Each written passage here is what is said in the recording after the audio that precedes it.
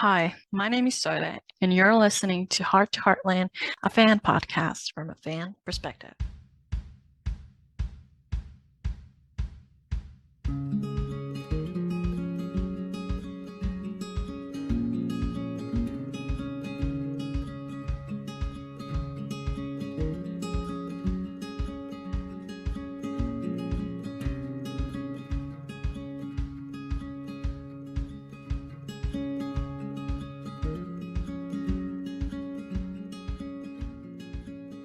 Welcome back to the podcast. Today we're going to talk about the fifth episode that just aired last Sunday, and can you believe that we're halfway through this season? Part of me is like, I don't want this season to end because it's so good, but I also know there are really interesting storylines still coming up, so I also can't wait to see those. It is what it is. But let's get into your comments about the latest episode before we watch tomorrow's new episode. Sharon said, "Great episode that threw up more questions than answers, especially about Gracie. Jack doing his thing, giving advice to Dex, and refreshing that Dex listened to Jack to help him to move forward. It's feasible that Jack might need hearing aids at whatever age he is. No Lou, but more Katie and Lisa moments. They both understood River's situation, although for different reasons. Helping River, but this is what this family does. Nathan and Lindy starts off rocky, but ends in a hug. Love how Molly runs with Lindy when she walks off. The hug is the beginning of acceptance of Nathan being Amy's boyfriend. Okay, crazy. Her attitude toward Amy at Marion's grave was mean and defensive. Whatever it was uncalled for. Is Gracie jealous of Amy being able to follow in Marion's footsteps and she couldn't? Maybe through lack of patience or talent or both? Gracie's only ever happy when she's with her dad, but very prickly with Lou and now Amy. With Lou, it's business, but with Amy, it seems personal. She did say to Nathan in season 18, episode 10, that she ends to bury them, but was that only about the beef or the family? Each time she opens her mouth, she then has to explain herself. First with Nathan in episode 2, and now with Amy. How could she mispronounce Lindy's name? Nathan would have said her name. I think the writers are pulling a smoke and mirrors about Gracie. Does she know Taya Miller? On typical Heartland fashion, the client ignores Amy's reasoning and jumps to conclusions without proof. It was good that Amy didn't accuse Gracie to Nathan, as she too didn't have any proof. I still want to see Jack and Gracie speak face to face, and maybe then we'll get an insight into Gracie's behavior. Episode 6 is going to be interesting. P.S. I like the PI. Very unassuming. Loving this season. And one more point, not many repeating storylines in this episode. LOL. I gotta say, it was nice to see scenes with Amy and Spartan. I just don't think the writers have ever really made an effort to make us think Amy and Shadow are the kind of unit Spartan and Amy are. So I got nostalgic watching their scenes together. I'm glad Spartan seems to be doing better and is probably out of the woods, but I didn't like that he was used for this storyline because we know how much Spartan means to Amy, especially considering the ties he has to Marion, who was also one of the topics of this episode. It really upped the stakes and was definitely something that would pull Amy's focus elsewhere from the client horse. Now, personally, I don't think Gracie did anything to the horses, but I don't know what the answer to the mystery is yet. But I'm curious though. As for Gracie, I think there's something sinister going on. I think we're seeing the truer Gracie around Amy than we are seeing with Nathan. We knew Gracie didn't start off well with Lou either, but she's come around and I think she does respect Lou a lot more at this point. Whereas with Amy, she seems to have a problem. We don't know exactly what it is at this point, but we heard them talk about Marion, and then Gracie spoke about Amy's business in a bitter manner. So it makes me think that she might be jealous or annoyed with Amy's success as a horse whisperer or as someone who reminds her of Marion in some other other ways. I mean, we've heard many times people saying how Amy looks just like Marion, etc. So that might be a trigger for Gracie. Because why else would she have a problem with Amy more than with Lou? Because they're both from the same family. I don't think it has anything to do with Nathan dating Amy per se, but I think Gracie is using Nathan as a pawn because the way Gracie spoke to Amy at the grave and then at the barbecue when Amy opened up to her was very cruel. Like she was really making effort to salt Amy's open wounds. Then when Nathan asks about it, Gracie pretends like it was a misunderstanding and how she must have been unclear what she meant to say and all of that. But I think she knew exactly what she did, even when she called Lindy Lindsay. I think these are her little ways to break Amy down for whatever reason, especially because she requested that if Amy ever had a problem with her, she should come to her directly and not go through Nathan. Clearly, she doesn't want to use Nathan as the middleman so she won't get exposed doing whatever she does. Because even if Nathan was a little confused why Gracie would act that way, going over to see Amy, the invite to the barbecue, the swing for Lindy, etc., must have made Nathan think that she actually changed her ways and is making an effort, just like she did with the grain. Or did she? I do wonder if part of the way she acts around their dad is an act too. It would be cruel, but I do wonder if part of it is just to make her brother loosen up a bit. I mean, even Nathan says at the barbecue how he's been less worried ever since Gracie has been helping with their dad. If she has more control of their dad, Nathan can be more focused on Amy and other things, so then Gracie has more privacy to do whatever she's doing. It's clear she's ambitious and wants to take over the ranch, do things her way, but I do wonder if she would play this dirty. Like, am I paranoid for nothing? I don't know. But at this point, I think she's being extremely manipulative on purpose, and for whatever reason, she's showing her true colors to Amy, but gaslighting other people in some ways. Ali said, I think it was amazing that Lindy was back, and I loved the scene where Nathan realized this problem with Lindy was his problem to fix. And it was amazing how he said all those kind words to her when Lindy was treating him like garbage. I love how Lindy got the school to call Nathan when they couldn't reach Amy. It was amazing how Nathan let Lindy use his dog, and the dog fixed all the problems. Lindy loved Nathan after that, and I hope Amy soon gets more clients and all is well in the end. I really enjoyed the storyline with Nathan and Lindy. I'm glad they gave Lindy space to have these emotions because she is allowed to feel the way she felt. It makes total sense. I think they did a great job prolonging it a little bit because even though whenever Nathan does something nice to her, she's not immediately convinced. It still made it seem like it took a while for Nathan to win her over. And of course, he had a little help from Molly, but I don't know what else would have been able to help them meet in the middle this fast. I mean, we only get 10 episodes per season, and they have to keep the stories moving. I honestly think all of the scenes with Lindy and Nathan were great, but the two moments that stood out to me were when Lindy realizes what and Nathan's solution for her show and tell is, and the way her face lights up. And then later when Lindy hugs him and Nathan says to Amy, you saw that, right? So cute.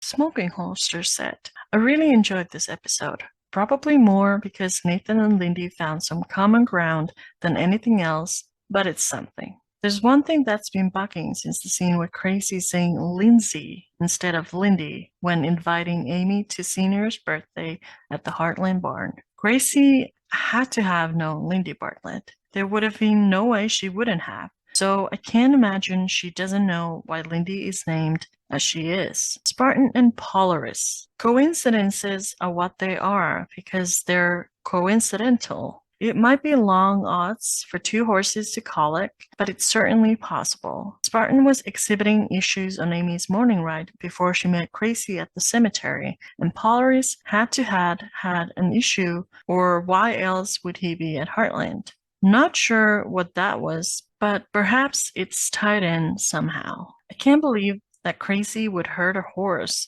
She's a bit creepy for my taste, but not that creepy. Scott mentioned was nice, but I doubt we'll see him. Lisa and Lou. I hate that they don't mention where Lou is. It could have been fit somewhere. Love that Lisa is once again front and center and involved in more than one thing. Scenes with Bay, Tammy things, Jack and Amy. Busy lady this episode.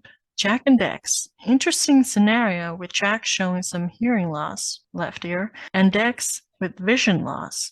We know about Dex's eye, but who thinks Jack's hearing is due to a condition rather than old age? Me. It was nice to see him playing hockey. Katie and River. I like them together, and it was great to see that Katie was still writing. It's nice when they give characters friends to interact with. Gracie. I don't know what to make of Gracie. Creepy and awkward both seem to fit. Almost like she has to make an effort to be nice or realize that she isn't. Somewhat Aspergerish?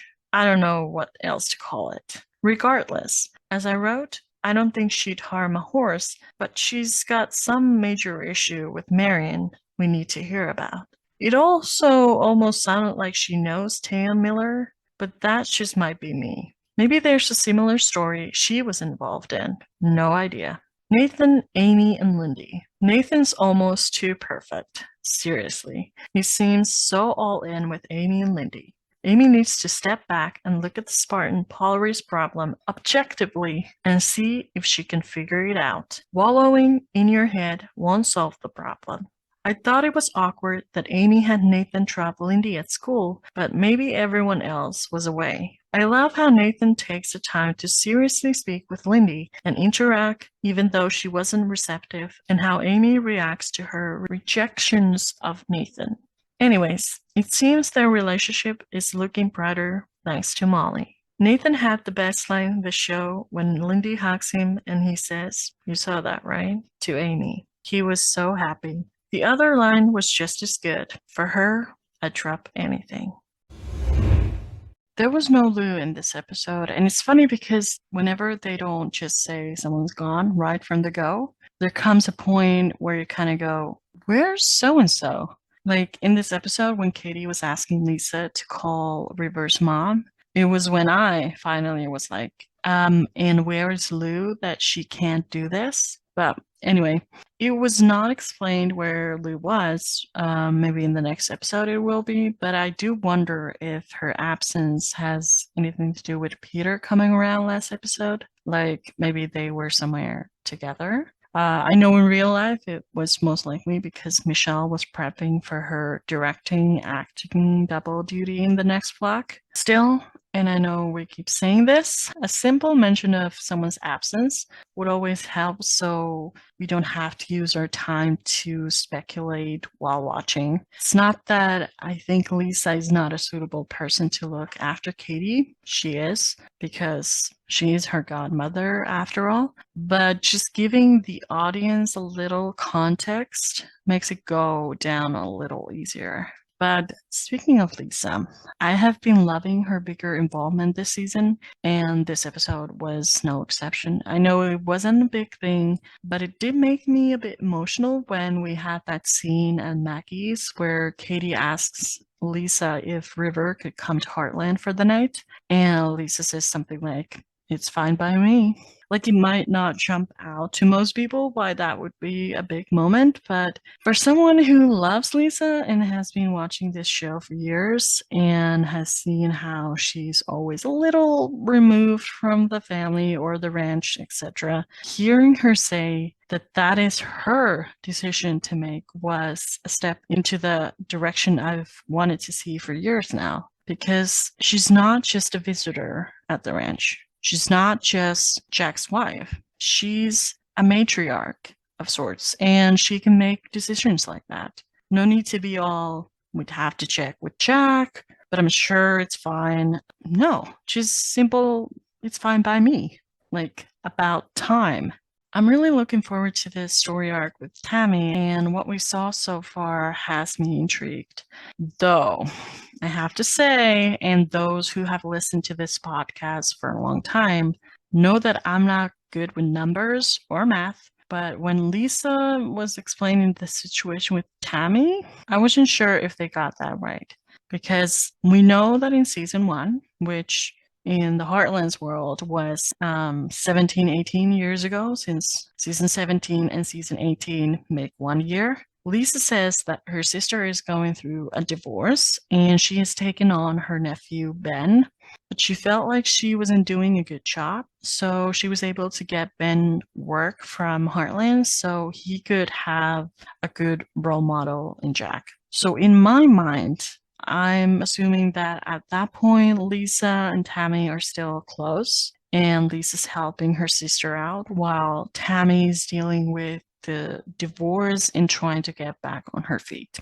Like, that is what I've been assuming for, 18 years. Then last season, Lisa tells Amy and Lou how she used to be close with her younger sister, Tammy, and how her sister met this guy right out of high school, but Lisa didn't trust the guy, and that made Tammy angry, so they never recovered from that. So I'm like, already it's a little different than I assumed, but okay. But then, in this episode, Lisa tells how she's lost a track of her sister, which still makes sense given that it's been years since we've heard about her to begin with. But then Lisa says that Tammy abandoned their family back in their 20s. Apparently, they haven't spoken in years, but Lisa's still always known where Tammy was. But now even Ben doesn't know where his mother is. And if we go by Jessica Steen's age, since we don't know how old Lisa is, Lisa should be in her late 50s, early 60s, which means 19 years ago, when the show began, she would have been in her late 30s, early 40s. So for her to say that they, meaning her and Tammy, were both in their 20s when they lost touch, that doesn't track, because then that would have been like 40 years ago, right? But in season 1, they were definitely still in touch in order for her to help Tammy with Ben, unless it was Ben who reached out to her. Am I really this bad at math, or is the timeline just messed up? I mean, I know it usually is with Heartland, but is anyone else making sense of this? I'm already confused, but then on top of this, I think it has been said that Tammy is going to be played by Linda Boyd, who is also in her early 60s, just like Jessica Steen will be soon. So, what? I know it's a newish writer who wrote this episode, but still a little because Lisa's barely talked about her family, so that would have been an easy thing to check before coming up with the storyline. I know it's like these small details and all that, so I'm just trying to see what they come up with, because I'm so excited that Lisa is finally getting a storyline like this, so we'll see for now. Slipstopper said, "This season I have been watching Lindy and Katie since they are the two whose actions I can least predict. They rarely disappoint, and this was no exception. I love the dynamics between Katie and River, and the fact that Lisa got involved was a great bonus. The scene of Lindy, Nathan, and the tire swing was hilarious. As much as I have loved watching Lindy struggle to accept Nathan, at least someone is willing to be honest, I'm glad her opinion is changing. I will say, though, Crazy Price showing off the swing in the middle of her dad's party is odd. She had no connection to Lindy that we know, but she built a swing? Why? Something is definitely off with her. Or she has communication issues like everyone else. We shall see."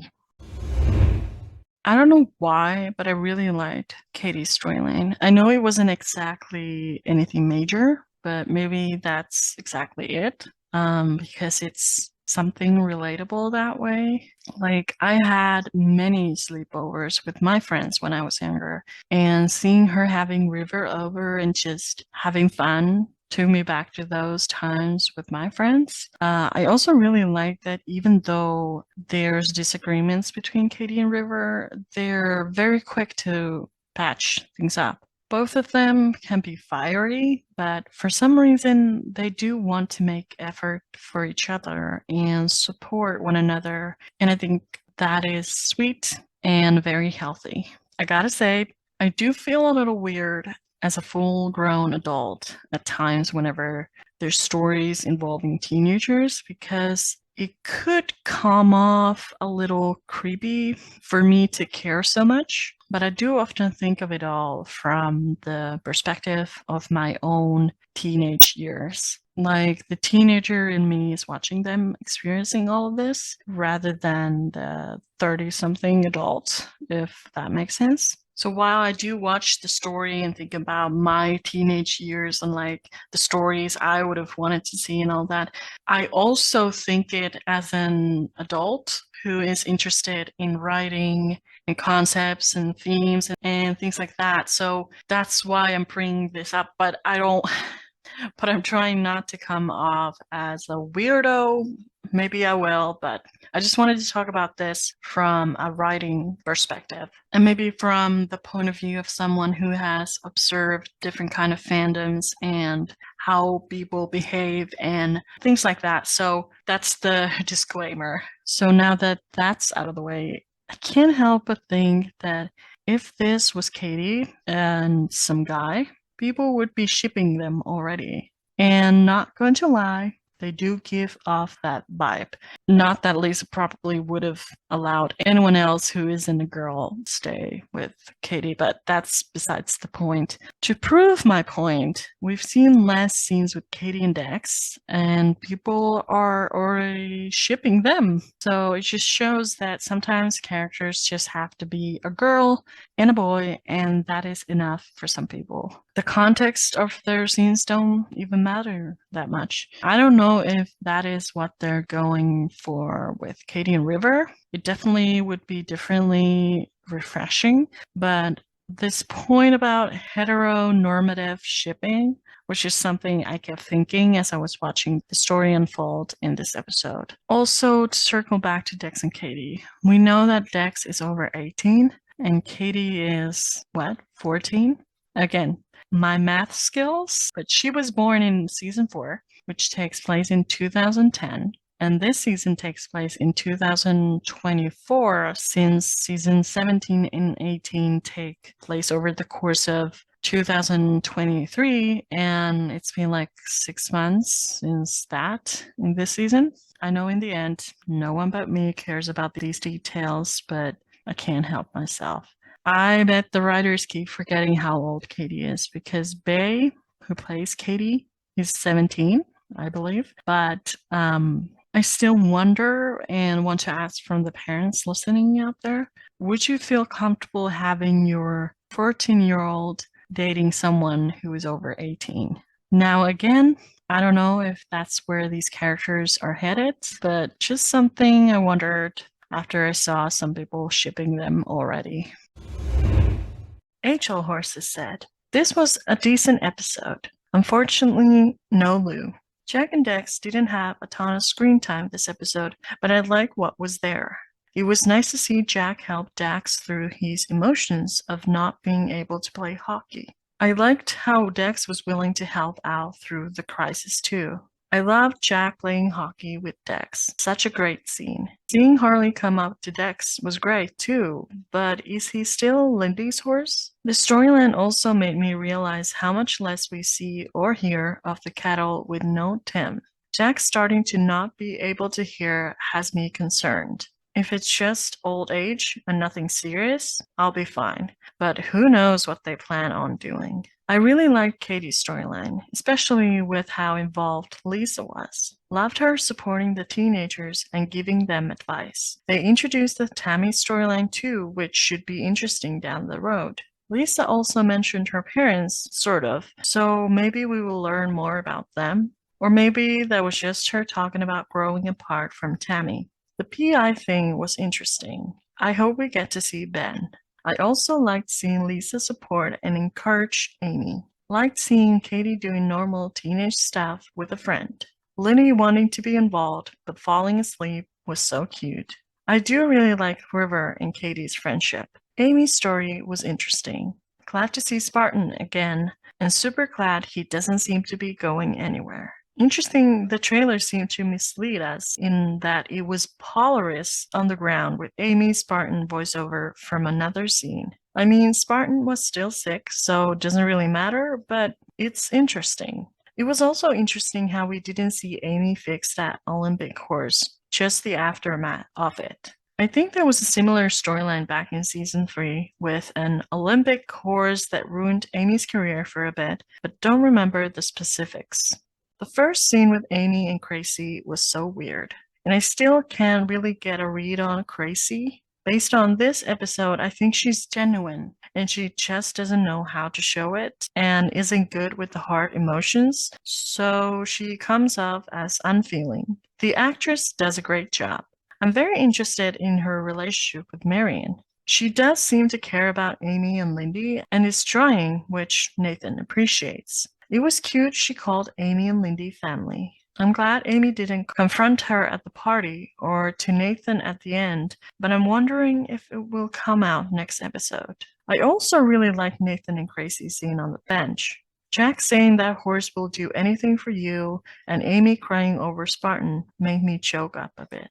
I do wish we had seen Amy tell Nathan about Spartan. Nathan did such a great job comforting Amy throughout this whole episode and knew just what to say. They were cute, as always. Seeing Amy visit Marion was the best. I was very invested in the Lindy and Nathan stuff this episode. I'm glad they're still in process of addressing it because in real life, it takes a while for kids to accept something like this. Love the scene at the beginning with Molly and how Molly followed Lindy when she left. The tire swing scene was cute with Gracie and Lindy. Gracie and Nathan Sr. was super cute with her. And forgive me, I don't know if you have a typo in this because it doesn't make sense to me, but I'm just going to read it how you wrote it. Nathan's attempt to talk to Lindy at the swing was such a God's thing to say. Such a great scene when Nathan suggests Molly as show and tell. I guess Lindy knows his phone number. I didn't really want to see Nathan bring Lindy to school and do the show and tell with Molly. I'm glad Lindy seems to be coming around to Nathan. Her hugging him and Nathan's reaction was so cute. Him saying he'd drop everything for her was so adorable. Amy needs to do whatever she can to keep Nathan around. He's a keeper. Glad we got a Georgie and Scott mention, like Nathan being called Junior by his dad, and with the Price mother being mentioned, I wonder if we will get to meet her. Looking forward to the next episode.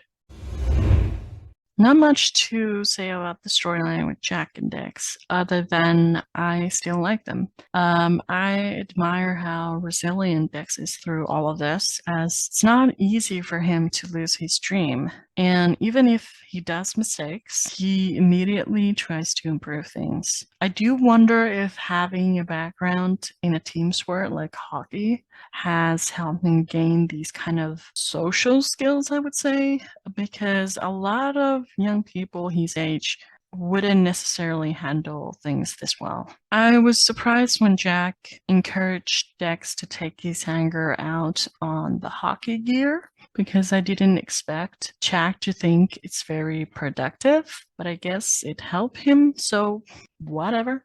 I know the scene with Harley coming closer was supposed to be emotional, and it was for a second there, but then as soon as I realized that horse didn't care before he saw someone showing aggression, I couldn't help but think, well, that's how you know he was Ty's horse. Also, it seems like Jack might be getting a hearing aid, which is good in the sense that at least we know he's aging, as he seems to be ageless. But he can only get old as long as he stays alive. You know what I'm saying? And then I couldn't help but think when Tim comes back, which he has to, come on. I can just picture Jack being happy he's able to tune him out. And then in return, if Tim is sick of seeing Jack's face again, he can just take off his glasses. I mean, it's perfect. So tomorrow we will have the 6th episode of the season called Under the Lights. And if you were part of the fans as extras day this past summer, this is the episode you might see yourself in. It is also the 275th episode of Heartland, so that's quite an achievement. Let's look into the synopsis. The whole family heads to the Hudson Rodeo, where Amy puts everything on the line to save her reputation. Katie proves herself at her first big Hudson Wilds flag team performance. So again, don't forget to tune in tomorrow. Till then, keep your noses clean and your powder dry, as they say. Bye!